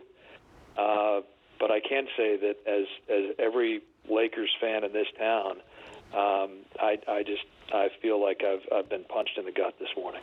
Frank, we're going to pause because we have a clip from your podcast. Let's listen. The Lakers right now got one of the best players in the world, maybe the best player who's still active, in LeBron James. A younger squad playing with him. They haven't been able to get it done this year. Yeah. Are you disappointed in where they are right now, or is it just a moment in time and they'll be okay? Nah, I think we got to kind of step back and have some perspective, because they were playing really, really well. They found themselves really in the thick of the playoff race. And then you had injuries. Yeah. I mean, you had Rondo going in and out. You had LeBron have a major injury. You had Kuz going in and out. You got Lonzo going in and out. I mean, come on now. In a tough Western Conference, how are you supposed to sustain that? As you said, LA wants a champion. Everyone's pointing fingers. A lot of fingers are going at Luke Walton. What do you think? What's he supposed to do? I mean, you got half the team injured. That's the part that drives me crazy. I'll give you an example. So people talk about Phil Jackson, and they talk about Greg Popovich, and they say, okay, well, you won because you had Tim Duncan and Ginobili and Parker, or Phil, you won because you had Kobe and Shaq or Michael. Who the hell are you supposed to win with? Right. You know what I'm saying? Like, who are you supposed to win with, right? And now you look at Luke's situation here, and having his key guys go down, what is he supposed to do? I mean, the fact that the team's head is still above water is amazing. Yeah. Frank, that was the interview, and as you heard it just there, what goes through your mind? Well, I'll be honest with you, I've been looking through the interview that we did with Kobe just to see what he was talking about, and there was another part of it that we didn't play just now, but I asked him what he hoped to be doing 5 years from now. That I said, when we sit down 5 years from now, what are we going to be talking about?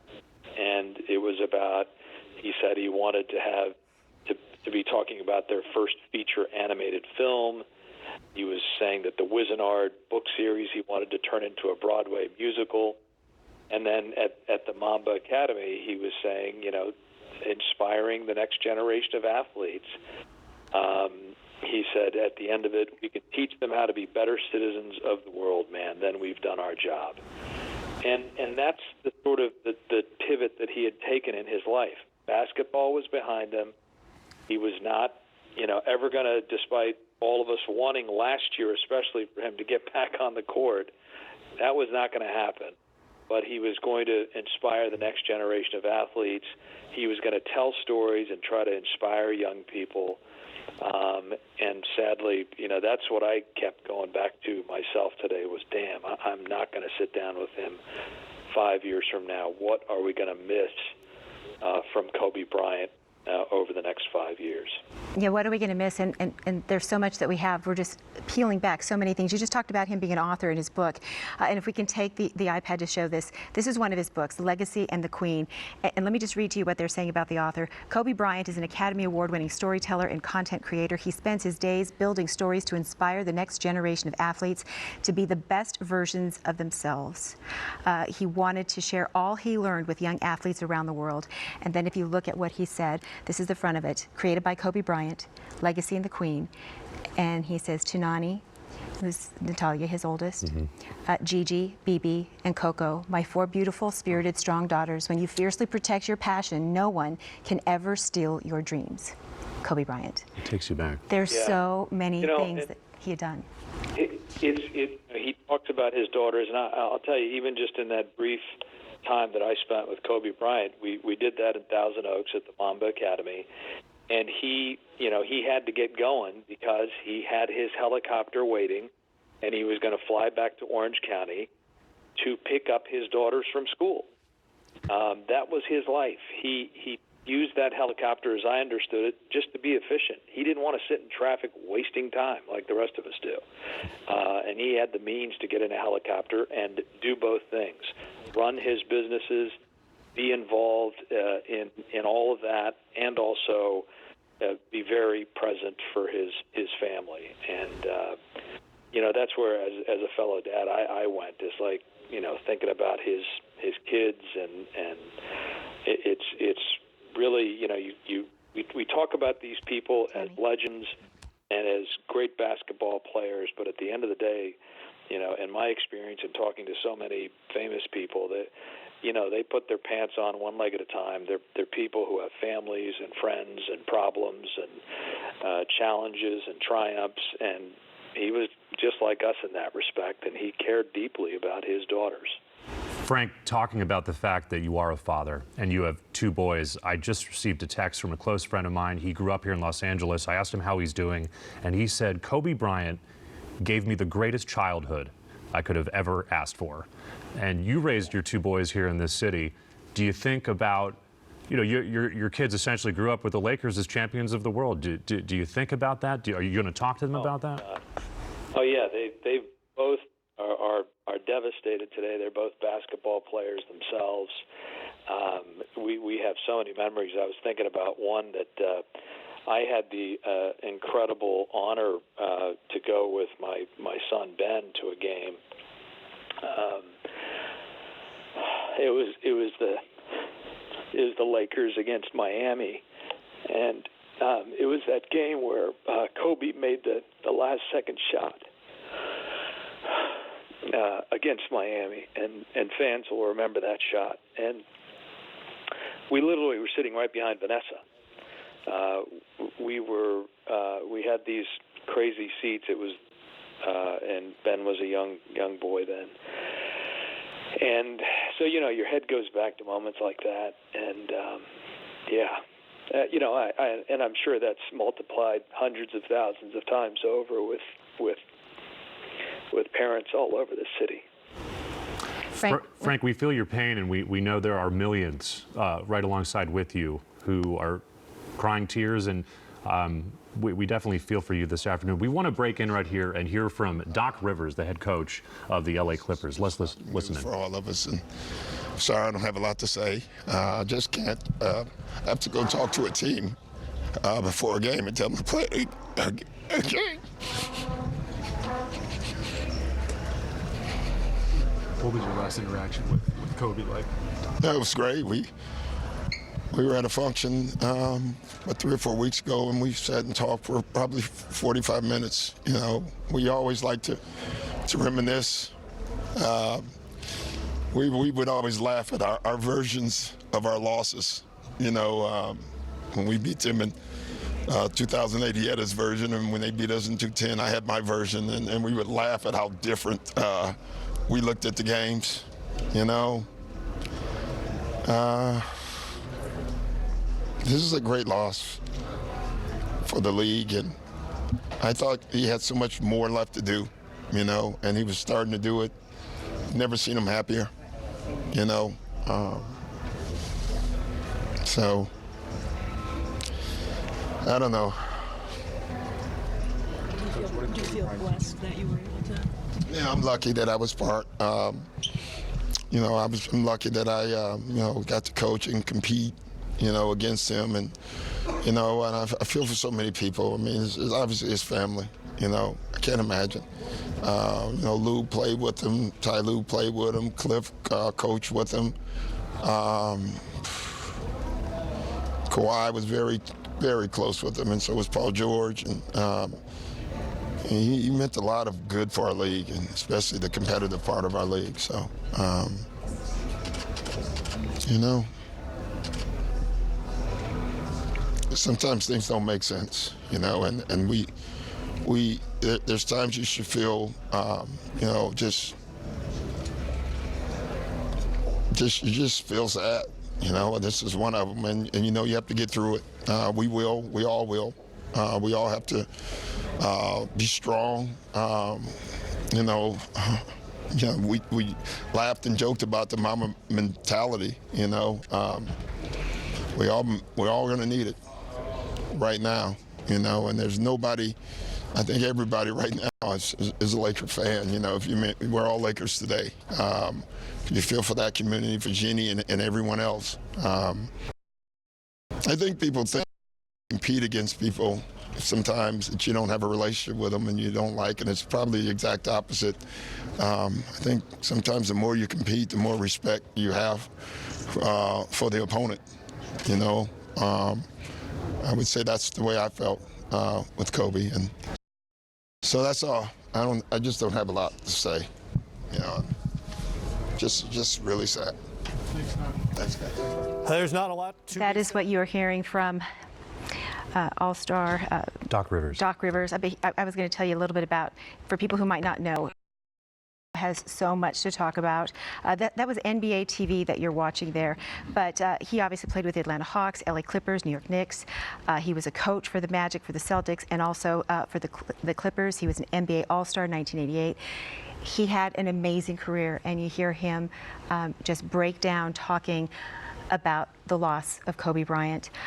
We also want to show you that Shaq is now posted something here on Instagram, and let me show you what he says here. This from Shaq just now. This is actually from Instagram. It says, "There are no words to express the pain I am going through now with the tragic and sad moment of losing my friend, my brother, my partner, and winning championships, my dude and my homie. I love you, brother, and you will be missed. My condolences go out to the Bryant family and the families of the other passengers on board. I'm sick right now." But we want to show you the pictures that he's posting. You know, these through the ages, and they went through a lot together. It was their city. They went through so much together. I remember when they played Trailblazers, and they were the better team, but the Trailblazers put up a fight. I believe it was an alley-oop that Kobe gave to Shaq, and I wasn't in that building, but boy, did I wish I was, because it just looked like the time of the century, the best time to be a Lakers fan, of course. Right. And they've had so many historic runs, of course, but I remember that alley-oop. It sort of solidified. I think it pushed them into the NBA Finals. But boy, when you talk about two great athletes being paired together, you're definitely looking at a storied NBA career. Through good times and bad times. Absolutely. I want to play something for you guys. Oh, you know what? I don't know that it's on here. I'm going to try to find it because we heard from Kareem Abdul-Jabbar, right? We've been hearing from a lot of different people. So I'm going to find that, and we can continue on here. Well, what it was, there are several Lakers who are. Here it is. Oh, okay. Yeah. So there's several Lakers who do have bronze statues outside of the Staples Center. Magic Johnson, Kobe Bryant, Shaquille O'Neal, and of course, the greatest. I believe he's the greatest scorer, the highest scorer in NBA history. Can we listen into what Kareem had to say? Abdul-Jabbar. I'm going to go ahead and play that. If you can make sure that. What it says here, though most people remember Kobe as the magnificent athlete who inspired a whole generation of basketball players, but I will always remember him as a man who was much more than an athlete.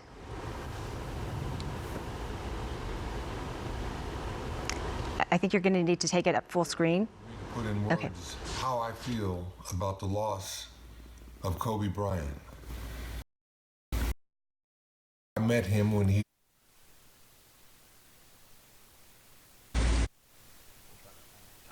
Sorry about that. As a young boy, I met him when he was 11 or 12 years old. I was friends with his dad, Joe. We were former adversaries. Joe played for the 76ers, but he was a good friend and someone that I shared a friendship. And it's hard for me to understand now how this is affecting Joe and his wife. So to Kobe's family, I want to send my most sincere and heartfelt regrets and prayers, and my thoughts are with you guys. Kobe was a family man. He loved his wife and daughters. He was an incredible athlete and a leader in a lot of ways. He inspired a whole generation of young athletes. He was one of the first ones to leave high school and come into the NBA and do so well, dominating the game and becoming one of the best scorers that the Los Angeles Lakers has ever seen. I had the privilege of being there when he scored his 81-point game, and it was something that I will always remember as one of the highlights of the things that I have learned and observed in sports. Kobe, my thoughts are with you. Absolutely. Rest in peace, young man. This loss it's just hard to comprehend. Go with God. That's Kareem Abdul-Jabbar. Do we still have Frank Buckley on the phone with us? Yep, I'm still here. Frank, I'm assuming you heard all of that, but when you think about great Lakers, Kareem Abdul-Jabbar would be up there, and I think he spoke rather eloquently. Just give us your thoughts after hearing what Shaq wrote on Instagram and what Kareem Abdul-Jabbar said. In fact, I believe you told me you asked Kobe Bryant what he thought about who Shaq was and how Shaquille O'Neal sort of played into the Lakers. Can you speak to that? Well, here's the amazing thing. Many people believe that Kareem Abdul-Jabbar is the greatest basketball player of all time, not just for the Lakers. But when I asked, first before I tell you what Kobe said, we had Shaq on the morning news a few years ago, and I asked Shaq who is the greatest Laker of all time. And on a team that has featured Kareem, Matt, Jerry West, himself, Shaq. Shaq said Kobe Bryant was the greatest Laker of all time because he could do it all. Shaq said, hey, look, I did big man stuff, but Kobe Bryant could do it all. So, there is just this great respect among the professionals. Kobe rubbed some guys the wrong way, and even some fans who thought, he played like a ball hawk. But amongst the players, there was tremendous respect. And Kobe and Shaq, who Lakers fans will know famously there was tension between the two. Kobe said, yeah, we had tension, but we always respected each other. And after their teammates, they became pretty close. And so those words from Shaq today, I'm sure, are heartfelt. Frank, thank you so much for giving us your perspective on all of this. And you're right, to hear Kareem speak the way he did from the heart and his perspective, he is the greatest of all time, and this shows you the respect that he had, the mutual respect. We want to let you see what Shaquille O'Neal's son, Sharif, has to say. He says on Twitter this morning, he says, literally this morning you reached out to me. I love you forever, Unc. I love you. So I guess he would call him his uncle, right? And you can see that a text that he has. If you can take the iPad here, it should be on here. He shows the text messages between he and Kobe. I do want to clarify, we were talking about bronze statues. Kobe does not have one outside of Staples Center yet.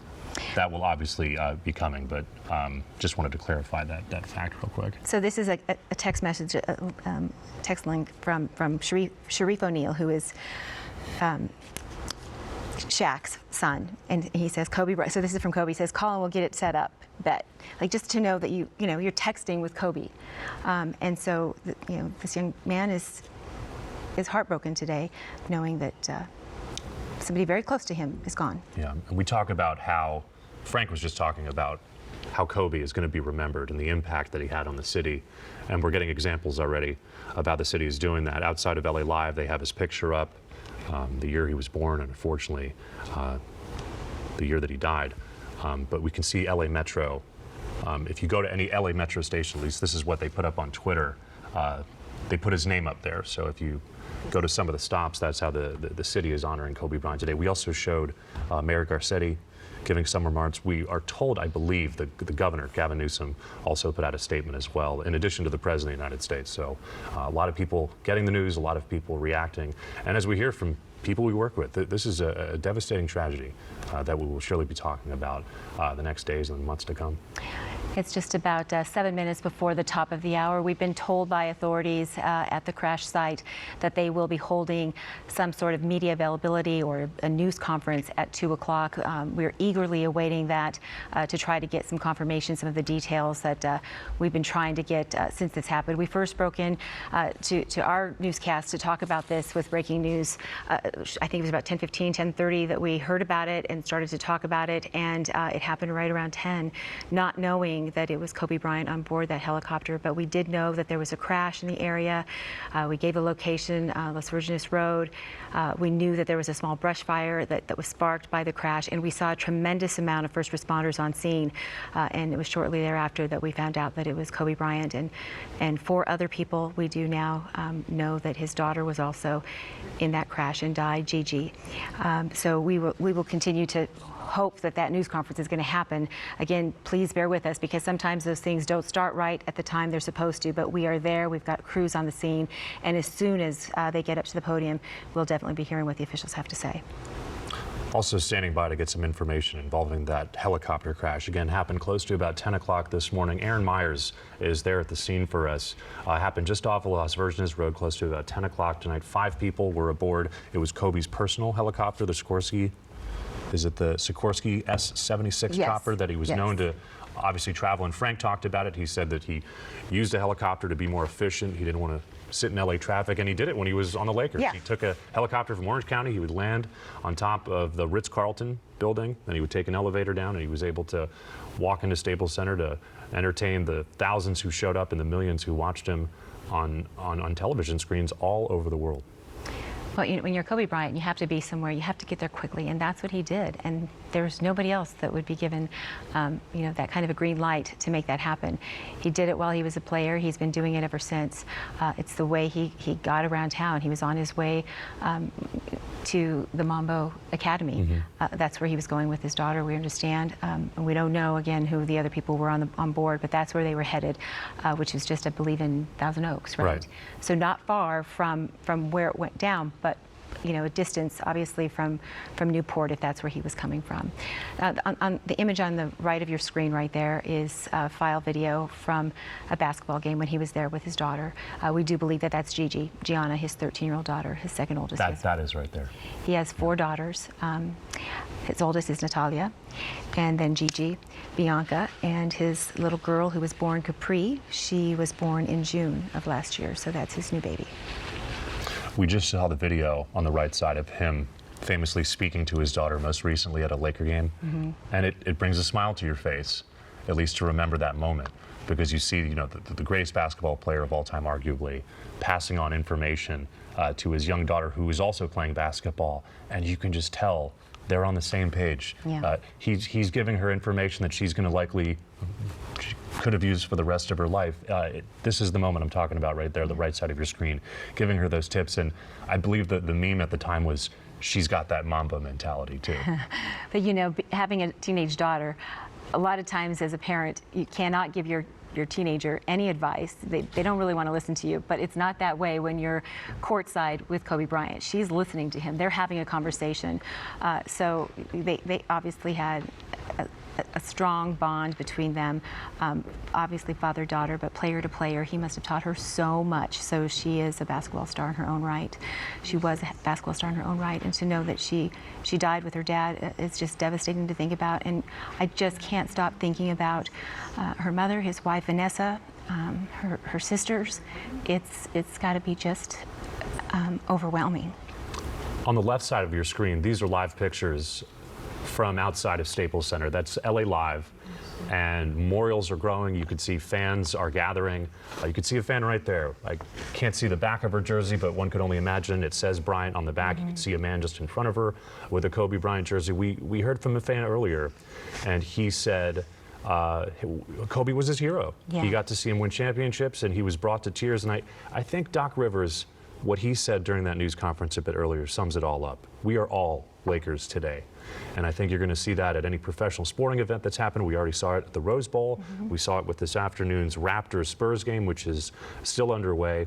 And we're going to see it tonight, I believe, at the Grammys. Sam Rubin and Doug Kolk are doing their best on the red carpet at this hour, but it's going to be the topic of discussion, and it's going to be interesting to see not only how the musicians pay their respects and honor him, but the music industry as a whole. Kobe, I believe Doug was mentioning, had some sort of a album when he was younger, but boy, did he like the entertainment industry. You saw it with the movies that he made.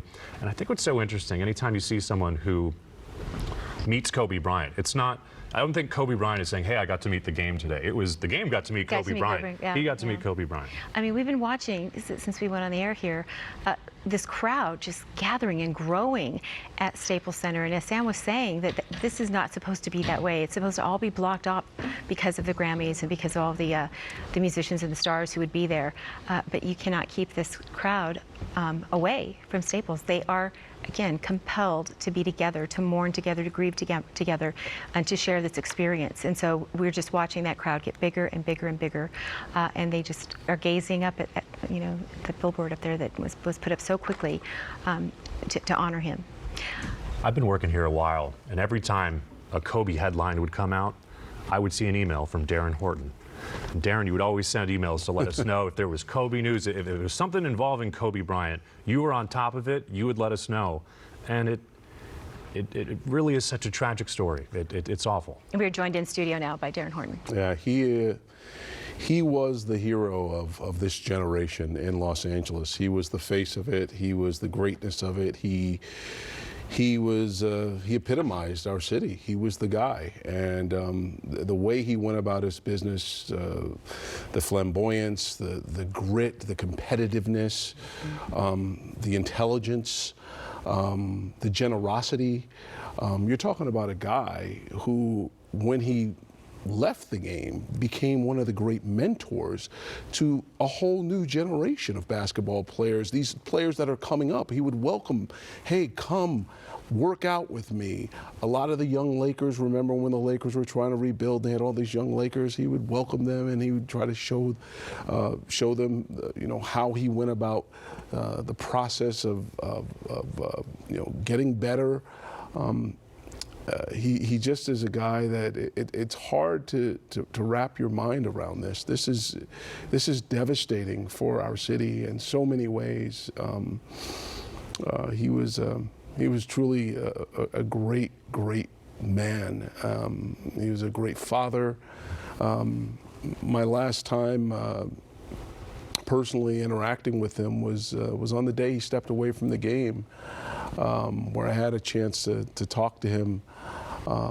And after he had finished all the press conferences, he kind of walked around Staples Center, and he kind of had these like powwows with reporters, and we all thanked him. I mean, I'm sitting here as a Cub reporter, and I came here in 1998. I'll never forget, I walked into Southwest College, my first Lakers practice after growing up loving the Lakers in New York City, and here he was. And Shaq and all the other players were kind of wrapping up practice and going to do their one-on-ones with the media.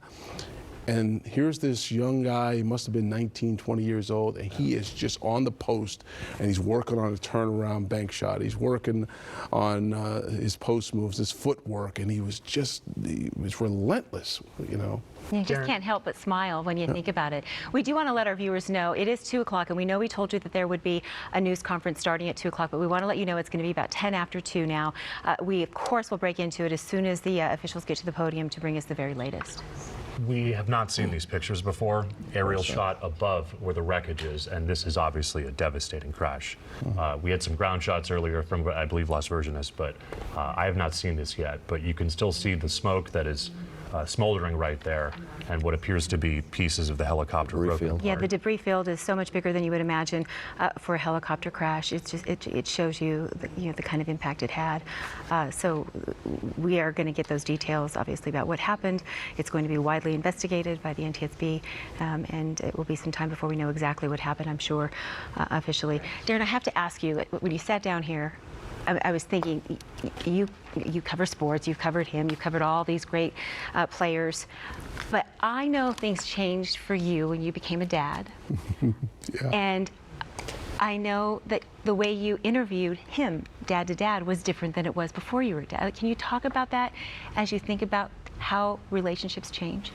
There was nothing more important to Kobe Bryant than his family, and he was very private.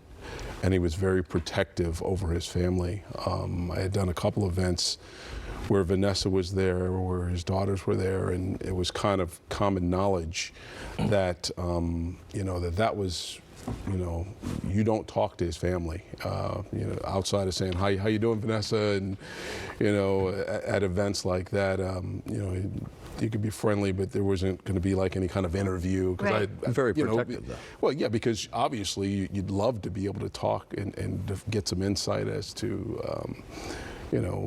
Kobe at home and that kind of thing. But people didn't cross that line, did they? You got that on social media. You didn't get it in person. But he was a great father and a great family man, and I'm just blown away by his intelligence, and that's the one thing I don't think people really understood. This guy was smart, brilliant. Yeah. You talk about celebrity and you talk about family. If we could look at the iPad, that we just got this social media post from The Rock, and it's a beautiful picture of Kobe and Gigi, his daughter. They're courtside, a black and white picture, and The Rock says, "Love is forever." That's coming out from The Rock, who also has daughters. Has daughters. It's something that these celebrities, these fathers share in common. We also have Derek Bell in Sky 5 overhead, the crash site, so he can give us that perspective from Sky 5. Derek. That's right.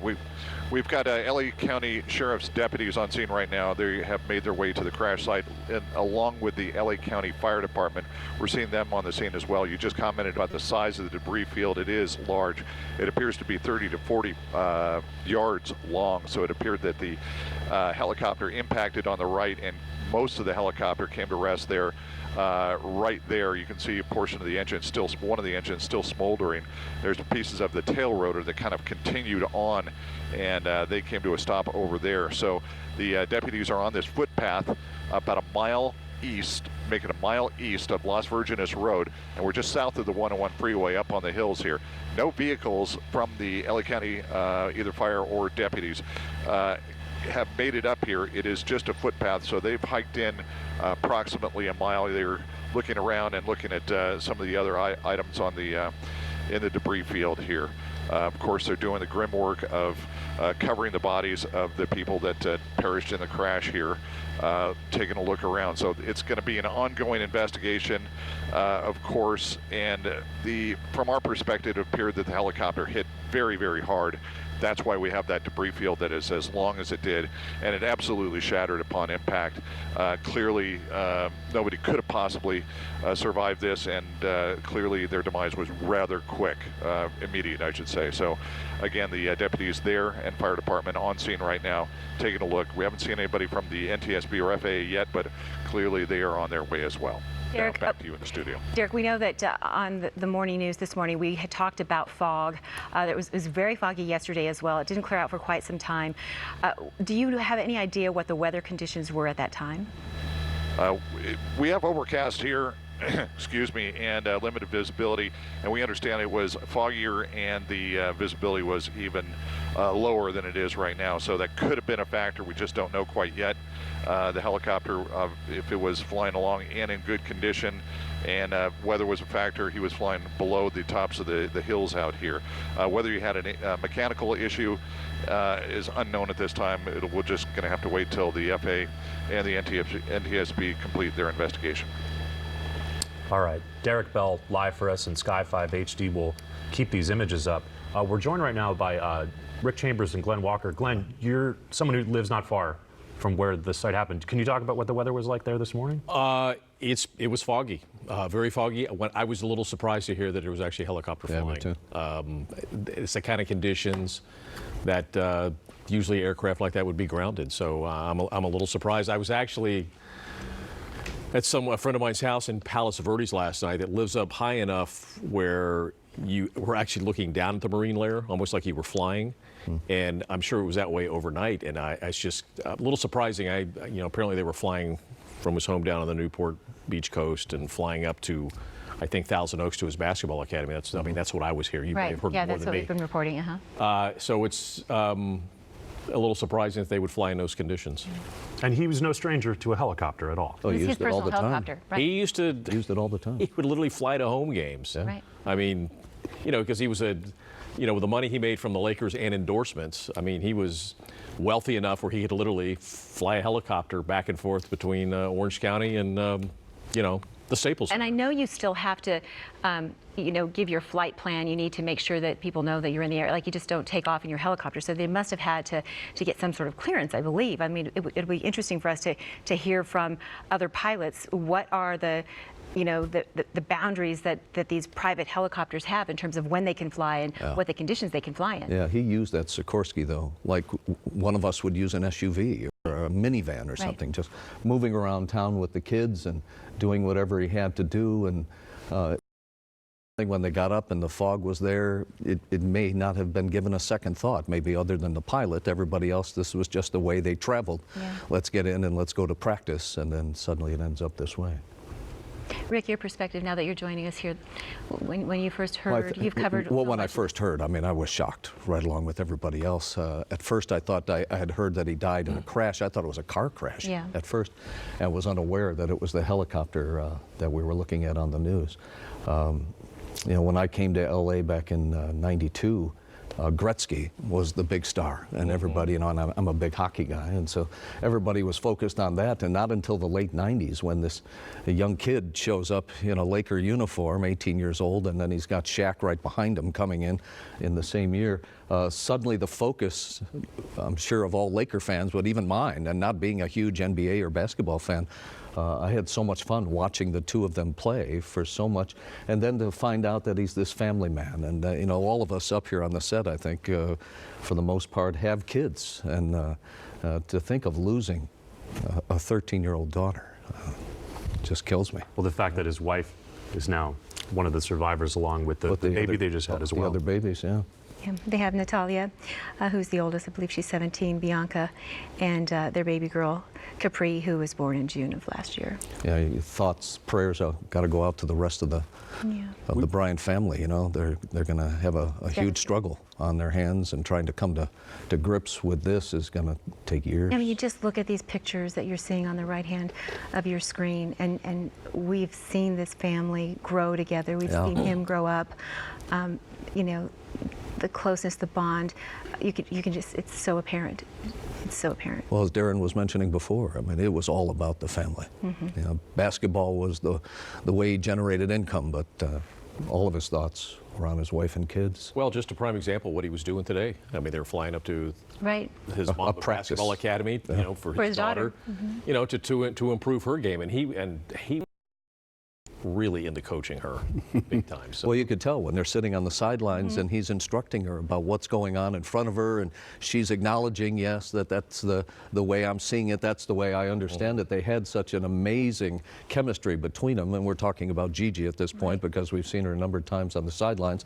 That picture right there, another one, I mean, you could just tell just how much he cared about where these kids were headed. And for all of us who've had teenagers, I have one, they don't always listen to you. They don't, really want to know what you have to say, but she did.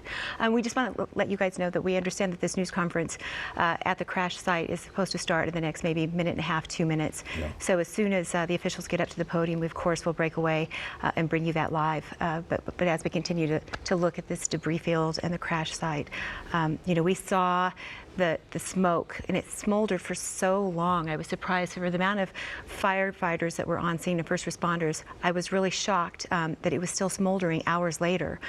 And now when we're seeing the crash, it's still smoldering. It's still smoldering. Yeah. It's 2 o'clock, 2:11, and it's happened just before 10 a.m. this morning, and it's still smoldering. We've been asking a lot of folks to talk about their favorite moment, so to say.